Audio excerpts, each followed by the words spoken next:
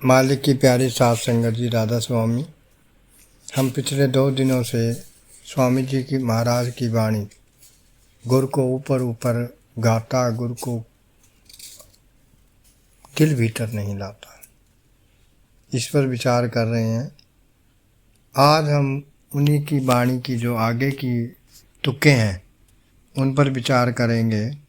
आप कहते हैं, गुरु तेरे कैसे होए सहाई, शब्द की प्रीत न अंतर आई। सोचने वाली बात है कि हम चाहते हैं कि वो परमात्मा हमारे अंग संग होते हुए हमें एहसास कराए अपने मौजूदगी का, मगर वो मालिक हमारे अंग संग है, ये तो सत्य है, मगर एहसास कैसे आ जाएगा? क्योंकि जो कुछ भी हम भक्ति कर रहे हैं या जो भी हम कर रहे हैं वो सारा का सारा पसारा इस जगत का कर रहे हैं, इस जगत की खुशी के लिए कर रहे हैं, ना कि गुरु की खुशी के लिए। जब गुरु की खुशी के लिए करेंगे, अपनी ज़रूरत के लिए करेंगे, तब ये एहसास आएगा। और स्वामी जी कहते हैं कि भाई गुरु कैसे होवे तेरे सहाय, क्योंकि ऊपर ऊपर कर रहे हैं, अंतर से उसकी चाहत उसका प्रेम लेकर नहीं बैठे। आगे कहते हैं, आप कौन विद कहूँ तो ही समझाई, बाग ओछा ही तू पाई। कि भाई तेरी बड़ी किस्मत माड़ी है कि सब कुछ जानने के बाद, सब कुछ पूछ लेने के बाद भी तेरा ध्यान परमात्मा की तरफ ना होकर इस दुनिया के झमेलों में पड़ा है, इस दुनिया के रिश्तों में लगा हुआ है। देखो, संत मत का मतलब ये नहीं है कि कोई अलग से कोई बहुत कहानी या किस्सा सुनाया जाता हो। संत मत का और उसके वचनों का, संतों की वाणी का भाव एक ही होता है कि हम उस सही मार्ग पर जा सकें, उस सही रिश्ते को बना सकें, निभा सकें। बाबा जी अक्सर सत्संग में समझाते हैं, भाई आज के युग में इंसान बहुत कमज़ोर है और शरीर में इतनी ताकत नहीं है, लेकिन हृदय के अंदर इतना प्रेम तो इकट्ठा करो कि वो मालिक रीझे और राजी हो। कल भी विनती करी गई कि वो अपना दरवाज़ा खोल दे, खुटखुटाओ तो सही। हम तो खुटखुटाने में भी आलस करते हैं, कितना आलस है। सब चीज़ों के लिए हम जिम्मेदार हैं। 12-12, 14-14 घंटे परिवार चलाने के लिए, अपने शरीर को सुख देने के लिए, परिवारों को सुख देने के लिए, मान सम्मान पाने के लिए, चंद कागज़ के टुकड़ों के लिए हम 12-12, 14-14, 18-18 घंटे चाकरी या व्यापार करने को तैयार हैं, लेकिन गुरु की चाकरी करने के तैयार नहीं है, गुरु का हुक्म मानने को तैयार नहीं है। बाकी किसका हुक्म नहीं मानते? बाबा जी कितनी बार समझाते हैं, किसी से अगर हमने 10 रुपये का काम निकालना हो ना, झुक झुक के सलाम करते हैं, बार बार विनती करते हैं, बार बार उनके सामने ऐसा जताते हैं कि मैं तेरा सेवक हूँ। जिसके सेवक बनना था उसका सेवक तो बन नहीं पाए, और किसके सेवक बन गए? दुनिया के भोगों के, दुनिया के रिश्तों के, इस शरीर के सुख के। भाई शरीर को कितना भी सुख पहुंचा दो, शरीर कब तक साथ रहेगा? कहाँ तक साथ जाएगा? कब तक हम 18-18, 12-12, 14-14 घंटे काम कर सकते हैं? एक दिन तो ठहर जाएगा, और जब ठहरेगा, जब इसमें ताकत खत्म हो जाएगी, तब भजन सिमरन करना भी मुश्किल हो जाएगा। फिर कहाँ से कर पाएंगे? विचार करने वाली बात है भाई। शरीर में जब ताकत है, इस जवानी में ही सब कुछ किया जा सकता है। वैसे ही इस युग के अंदर हमारा खान पान इतना अच्छा नहीं है, हमारे लिए खाने के लिए कुछ नहीं है, दूध दही का काम नहीं है, सब्जियां भी आज कल देख रहे हैं हम कैसी आ रही हैं, और भोजन के अंदर केमिकल है, शरीर जर्जर होता जा रहा है। और उस परमात्मा की भक्ति करने के लिए हमें ताकत की ज़रूरत पड़ती है, ये हम सब जानते हैं। फिर भी हम उस समय का इंतज़ार कर रहे हैं जब कर ही नहीं पाएंगे। जब पूरा थक जाएंगे, शरीर कमज़ोर पड़ जाएगा, तब कैसे भजन सिमरन को निभा पाएंगे? तो आप हमारे अवगुणों को सामने रख रहे हैं कि देखो हमारी हालत क्या है, हमारे हालात, मन के बस में कितने पड़े हैं हम। मन हमें रोज टाल रहा है, कल पे डाल रहा है, और हम उसके साथ लगे पड़े हैं। वो हमें प्रलोभन दे रहा है, परिवार का मान करना है, कुल खानदान के सामने बड़ा बनना है, बड़े मकान बनाने हैं, बड़ी गाड़ियां लानी हैं, बाल बच्चे बड़े बड़े स्कूलों में पढ़ाने हैं, पता नहीं क्या क्या मन में विचार लेके बैठे हैं। लेकिन कौन सा सांस वापिस आएगा किसको पता। कबीर साहब कहते हैं, कहूँ कहे जात हूँ, कहूँ बजा कर ढोल, एक श्वास का देनिया नहीं तीन लोक में मोल। ओ भाई, तीनों लोकों का मालिक भी एक श्वास की कीमत नहीं दे सकता। और कबीर साहब एक जगह और कहते हैं, श्वासा खाली जात है। भाई, श्वास श्वास में नाम बज, बिरथा सांस न खोए, ना जाने किस श्वास का फिर आना होए ना होए। मगर हमारी हालत तो स्वामी जी कैसी बता रहे हैं कि भाई गुरु के प्रति तेरी कोई जिम्मेदारी नहीं है। उनके पास गया था, जाके तूने विनती करी, इच्छा जाहिर करी, उन्होंने दया करके तुझे अपनाया, मगर उन्होंने जो आपको समझाया उस पर हमारी कितनी जिम्मेदारी है। क्या सत्संग जाना, बाहरी दर्शन करने, गाड़ी में दर्शन करने, स्टेज पे दर्शन करने भक्ति है? फिर तो वो भी भक्ति है। मंदिर में जाना, जोत जलाना, घंटा बजाना, क्या फ़र्क है? क्या फ़र्क है? विचार करना भाई, क्या फ़र्क है? ये भी बाहरमुखी है, वो भी बाहरमुखी है। जो गुरु चाहता है वो ही नहीं करेंगे तो फिर गुरु हमें क्या कहेगा? फिर यही कहेगा जो स्वामी जी कह रहे हैं कि भाई तेरे भाग में ही नहीं है क्या? इतना बड़ा भाग लेके आया है और कर क्या रहा, हालत क्या कर रखी है, शरीर में क्या क्या डाले जा रहा है। अवगुण भरे पड़े हैं, काम क्रोध लोभ मोह अहंकार में जल रहा है, 5 विकारों 5 तत्वों उसके साथ बंधा पड़ा है। ओ भाई ठीक है, कहने का भाव ये भी नहीं है कि गैर जिम्मेदार हो जाना है, लेकिन जिम्मेदारी निभाते उस जिम्मेदारी को ना भूल के बैठ जाना जिसके लिए परमात्मा ने यहाँ भेजा है। शेख फरीद साहब की एक वाणी है, 4 गवाया हंड के 4 गवाया सम, लेखा रब मंगेशिया तू आयो केड़े कम। कि भाई जब वापस लौट के परमात्मा के घर जाएंगे फिर क्या जवाब देंगे? क्या कहेंगे उसको?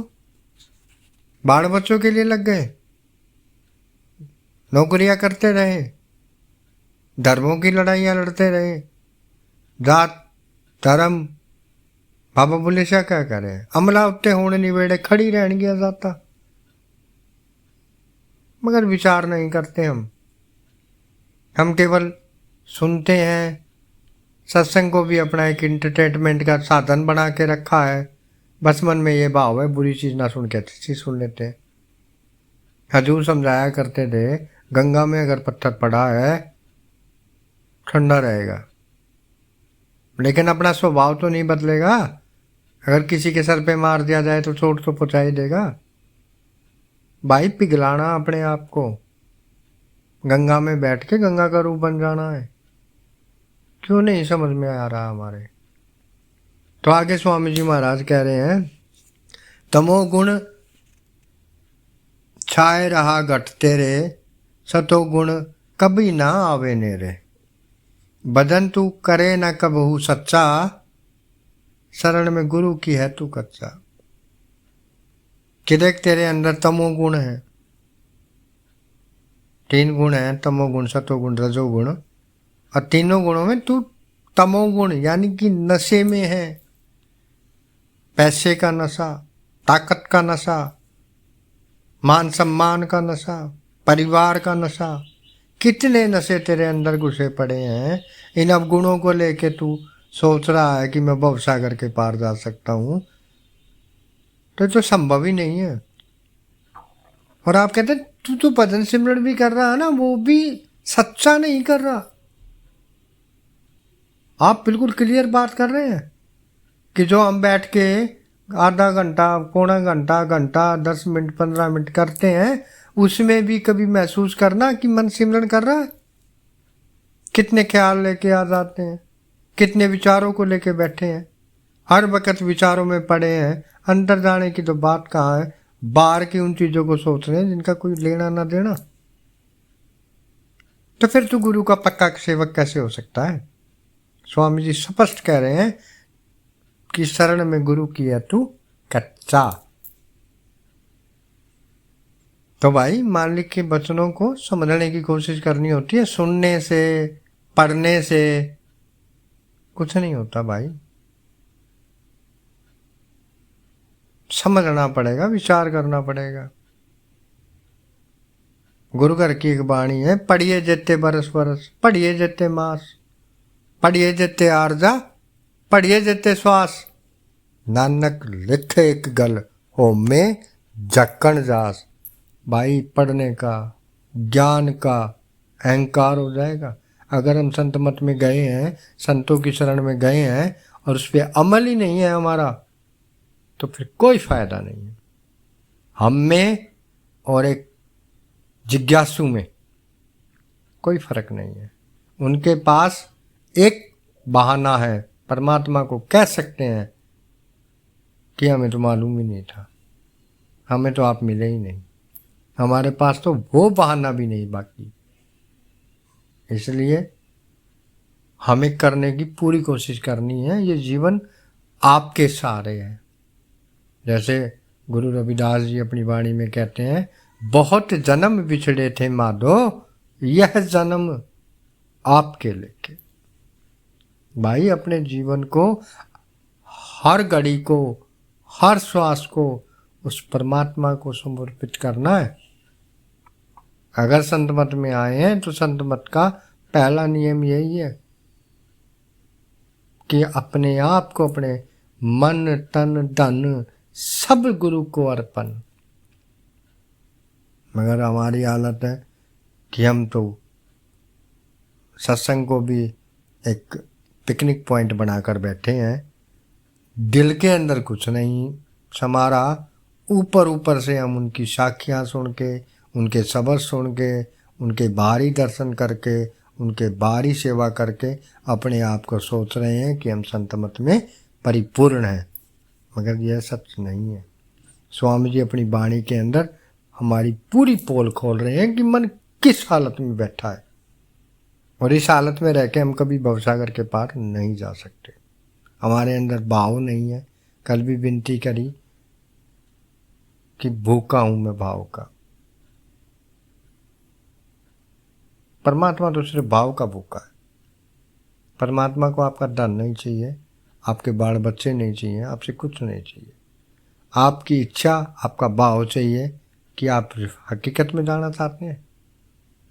तो ये तो उसके सामने हमें जताना पड़ेगा ना, उनके सामने हमने बार बार विनती करनी पड़ेगी, हाँ मालिक बुलाना आ रहा है बख्श दे। मगर लफ्ज़ों के जरिए हम जरूर कह देते हैं कि बुलाना आ रहे हैं बख्श दे, करनी में कहाँ कह रहे हैं। मालिक तो हमारे करनी मांग रहे हैं। अब आगे फिर स्वामी जी महाराज कह रहे हैं कि देख तेरी हालत क्या है। अगर तेरे पे थोड़ा सा भी दिक्कत आ जाए ना तो तू सीधा भागता है, बख्श बख्श बख्श दे। आप कहते हैं जरा सी ताड़ मार नहीं सकता। अगर तेरे को खींचा जाए, थोड़ा सा कर्म तेरे ऊपर डाला जाए तो तेरी चीख पुकार निकल जाती है, विनतियाँ करना शुरू कर देता है, मेरे साथ ही ऐसा क्यों, मेरे साथ ही ये क्यों। सोचने वाली बात है कि जरा सी भी हम पर कर्मों का हिसाब मांगा जाए तो हम हालत खराब करते हैं। सोचने वाली बात है कि जरा सी ताड़ मार नहीं सकता, निरादर करे जगत में रहता। निरादर सहना नहीं जाता, करने का बड़ा शौक है। अरे भाई किसी का दिल तोड़ के हमें क्या मिलेगा, लेकिन हम करते हैं। संत मत में होते हुए हम ऐसे कार्य करते हैं, लोगों के हक मारते हैं। ठीक है, गुरु के हुक्म में रह के हम कह सकते हैं हम मांस नहीं खाते, हम शराब नहीं पीते, गुरु ने मना करा है। और भाई किसी का हक तो खा लेते हैं, शराब नहीं पीते, किसी की खून पसीने की कमाई तो पी लेते हैं। विचार करना है, कहीं ऐसा तो नहीं है कि गुरु हमें कह रहा है। कभी भी संत सतगुरु हमें निर्थक बातें नहीं करते। वचन ना पलटे संत के, पलट जाए ब्रह्मांड। युग के युग पलट गए अगर संतों ने वचन करा। तो क्या यहाँ संत ऐसे ही मिथ्या वाणी बोल रहे हैं? हमारी हरकत देख कर बोल रहे हैं, हमारी हालत देख कर बोल रहे हैं। आगे कहते हैं, दुखों से डर कर कुछ कुछ करता। जब थोड़ा से कर्म पड़ते हैं ना, फिर भागता मालिक की तरफ, हे सच्चे पातशाह भूल हो गई, आगे कैसे नहीं करूँगा, ऐसा वैसा अनेकों बातें करता है। और जैसे ही वो दुख का वो गर्म तत्ती बार मालिक हटाता है, फिर उसी तरीके में बहना शुरू कर देता है।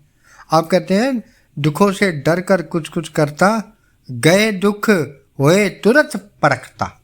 फिर ज्ञानी बढ़ जाता है, फिर परखों में पड़ जाता है। अपनी बारी पे दया मांगता है, दूसरे की बारी पे जज बन के बैठ जाता है।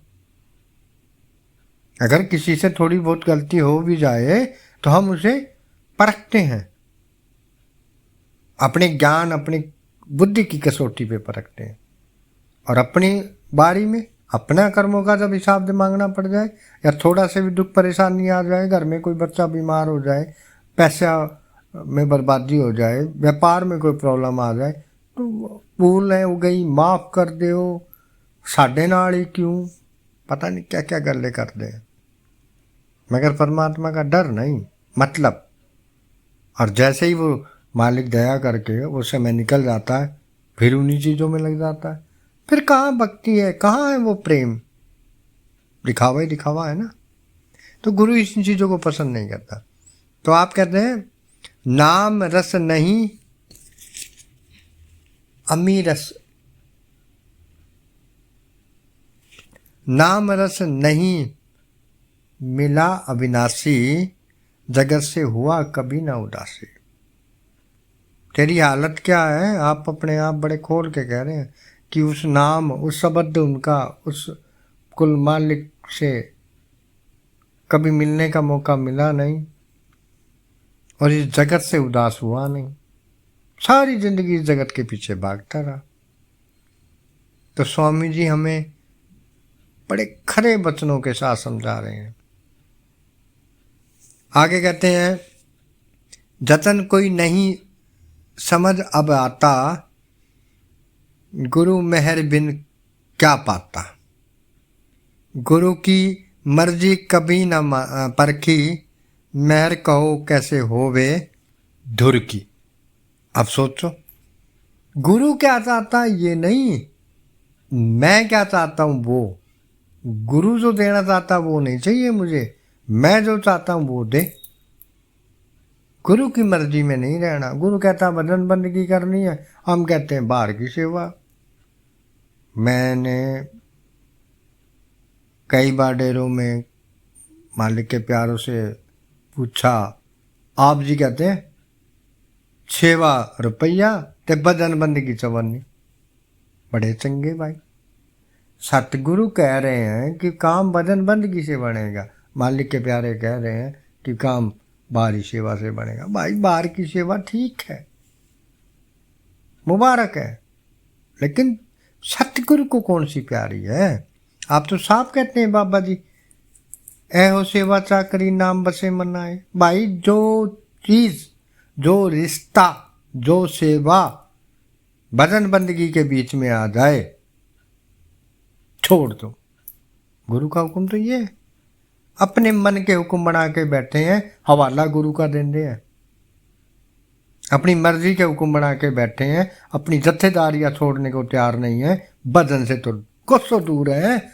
हवा नहीं लगी प्रेम की, हवा नहीं लगी मालिक के प्यार की आज तक। एहसास नहीं है कि जो सामने बैठा वो बंदा नहीं रब है। बस अपनी मन की मर्जी से करे जा रहे हैं। इसी बात को स्वामी जी ने हमें पाजी का, हमें अभागा का, अज्ञानी का, मूर्ख का, पूरी वाणी के अंदर नालत ही नालत मारी है। मगर हमारे समझ से तो बाहर है, हम क्यों समझे। फिर आगे अंत में कह रहे हैं कि भाई जब कोई दर्शन नहीं आ रहा तो अंत में कहते हैं खबर नहीं पाई तू निज घर की, शब्द में सूरत न तेरी सर की। कि भाई मन में इतने संशय लेके बैठा है, डर की भक्ति कर रहा है, संसार की भक्ति कर रहा है, संसार के भोगों में लगा है, संसार के नशे में घूम रहा है, तो फिर अंत में तेरी हालत क्या होनी है। आप कहते हैं खबर नहीं पाई तू निज घर की, शब्द में सूरत न तेरी सर की। कि भाई ऊपर बाहर का दिखावा कितना ही कर ले, मैं बड़ा भगत हूँ, बड़ा दयालु हूँ, बड़ा सीन हूँ, मैं तो सेवादार हूँ, मैं तो जत्थेदार हूँ, मैं तो दासा दा दास हूँ, सब गल्ला है, सब बातें हैं। जो मालिक के रंग में रंग गए उनकी हालत तो ये है, जहां देखूं तहां दीन दयाला, आवे न जावे मेरा प्रभु कृपाला। जिनको उन्होंने अपने रंग में रंग दिया ना, उनकी हालत अलग है। वो पीछे बग्गे नहीं फिरते, वो आगे बैठने की कोशिशें नहीं करते, वो जत्थेदार नहीं बनते, वो हुक्म चलाने की कोशिश नहीं करते। वो जानते हैं कि वो रब है, असली निकम्मे हैं। और जब उनको असलियत समझ में आती है तो वो ये समझ जाते हैं कि वो परमात्मा क्या चाहता है, उसकी मर्जी क्या है।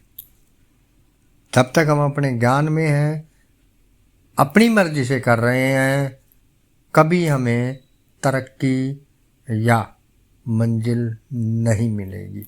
जब हम गुरु की मर्जी को समझेंगे, हमें तरक्की मिलने में कोई कठिनाई नहीं आएगी, कोई दिक्कत नहीं आएगी। आप कहते हैं सूरत में शब्द में सूरत न तेरी सर की, मरम यह मन का सब ही गाया। कि ये तो सारा मैंने बोला है ना, स्वामी जी कह रहे हैं जो मैंने वाणी में बोला है ये तेरी मन की हालत है। तू गुलाम मन का है, गुरु का नहीं। जिस दिन गुरु का गुलाम बनेगा उस दिन तेरा काम चलेगा। अभी तक तो तू मन का गुलाम है। मन कहता है मीठा का तो मीठा खाता है, मन कहता है खट्टा का तो खट्टा खाता है, मन कहता है गले लगा तो गले लगा लेता है, मन कहता है गाड़ी दे तो गाड़ी दे देता है। अब भाई मन के चले ना चालिए, भाई मन के साथ चलेंगे गड्ढे में ही गिरेगा। बाबा जी बार बार समझाते हैं, भाई गाड़ी का स्टीयरिंग जिसके हाथ में दिया उसकी मर्जी है कहाँ लेके जाएगा। बड़ा विचार करने वाली बात है। आप कहते हैं मरम यह मन का सब ही गाया, सुनो राधा स्वामी कह सुनाया। कि भाई स्वामी जी कह रहे हैं मैंने जो कहना था कह दिया, अब आपने विचार करना है गुरु का सेवक बनना है या मन का सेवक बनना है। वो जो नशा चढ़ेगा ना उस प्रेम का, सब नशे फीके पड़ जाएंगे। बाबा जी बार बार कह रहे हैं अटैचमेंट बिफोर डिटैचमेंट। ये वो हो रस से आवा यह रस जावा। और वो रस कब आएगा? जब हम सिमरन करना सीखेंगे। बड़े दुख के साथ कहना पड़ता है, सिमरन करना भी नहीं आता हमें। सिमरन भी हम मैकेनिकली कर रहे हैं, मशीनरी की तरह कर रहे हैं। भाव कहाँ है? बिन भाव रिझू नहीं, कर ले लाख उपाय। भाई तेरे अंदर प्रेम ही नहीं है, भरोसा ही नहीं है, भाव ही नहीं है, फिर कैसी भक्ति कर रहा है? मैकेनिकली। आजकल हम देख ही रहे हैं घरों में लोग एक बैल लगा देते हैं, पूरे दिन भजन चलता है। ऐसी भक्ति कर रहे हैं क्या? जिम्मेदारी नहीं बनती।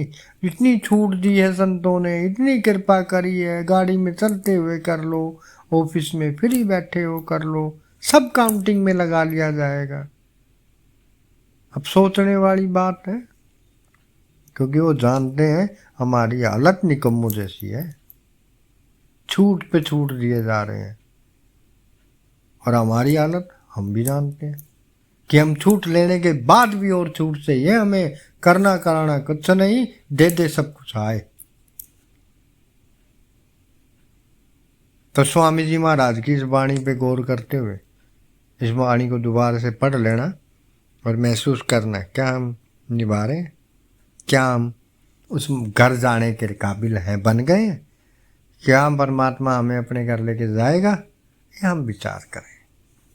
और जो भी मालिक का प्यारा अपने गुरु के दास बन के पूरी भावना के साथ, पूरे प्रेम के साथ, पूरी श्रद्धा के साथ इस रिश्ते को निभाएगा, मालिक उसकी भक्ति की लाज जरूर रखेंगे, स्वार्थ भी बनाएंगे, परमार्थ भी बनाएंगे।